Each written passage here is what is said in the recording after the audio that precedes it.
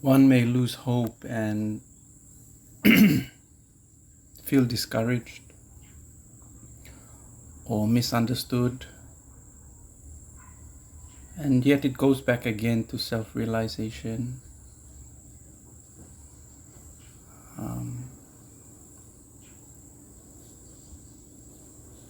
That if one has not yet encountered or realized their own dysfunctionality, as they seek change externally outside of themselves in the world, without realizing their own dysfunctionality or dealing with it, then they are always bound to encounter situations or circumstances in which their own dysfunctionality arises and can jeopardize their action in the world. And this is where some speak of self-sabotage. And it's the reason, I guess, why many groups are started, many movements are initiated, many actions and initiatives are initiated. And without proper realization or self-realization, they soon also break down because of the dysfunctionality of relating to others. And it always comes back to the self, because as you work with others, they too are perhaps also dealing with their own dysfunctionality, and they also, there comes a time when they feel triggered, or they may trigger you, something inside you, and it at times makes it difficult to work with other people. So there are some fundamental things here that need to be understood and addressed before we take action in the world.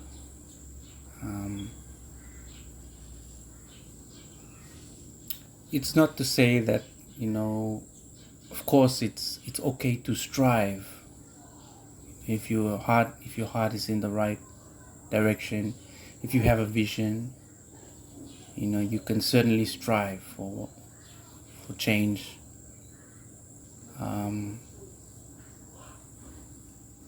But again, you will always encounter difficulties and resistance, either way. And especially the further you reach out, the more complicated and the more at risk you are of feeling disempowered. So self-realization is really self-empowerment. And sure, it's just a statement, but if I can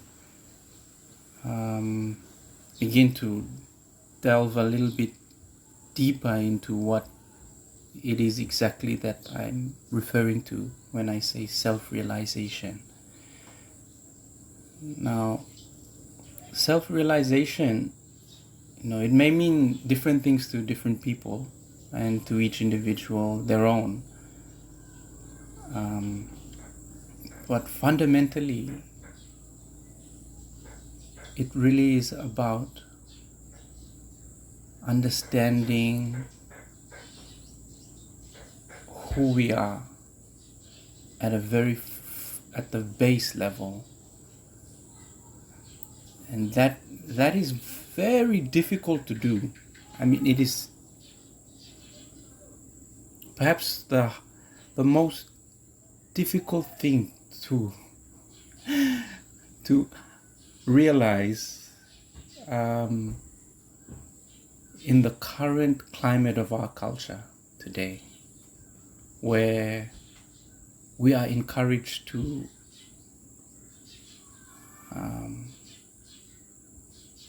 increasingly look for answers externally, like outside of us, or look for more knowledge, or look for qualifications, or look to others for their opinions of us, or the answers somewhere else. Again, this kind of culture and thinking is very disempowering, and in itself perpetuates this disempowerment of the individual. And therefore, like, generally as we interact with each other, we tend to blame others for the difficulties that we face, for the hardships, or it's very easy to blame others. In our society, we love to talk about politics. We love to talk about, and it's essentially blaming the other, or blaming the government of the day, or blaming people in our relationships for their dysfunctionality and for our own. Very rarely will you come across someone who acknowledges it themselves and turns inward. Very rarely.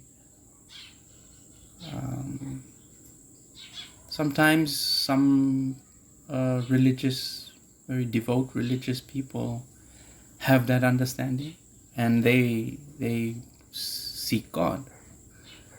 So seeking God is essentially getting to know oneself and exploring a relationship with God. So that's a very internal thing. It's not something that is external to you. It's something that you look within, and you look towards establishing that kind of a relationship. Now, this relationship with God, and Papua New Guinea, we are very much brought up in this culture of and have adapted it, a Christian religious point of view, and this has helped shape our how we conceptualize spirituality. Okay, and when I say conceptualize, I mean this is how we think about it, through the context, through the window that is Christianity. And when I say self-realization, I also point even deeper than conceptualization. And that means deeper than thought itself. Very, very challenging to grasp if you try to also understand it with further thought. And for some, I totally can appreciate that it cannot be understood at this particular juncture of their life, and that's okay, because everyone is where they are, and it's important to also acknowledge and accept that about who we are.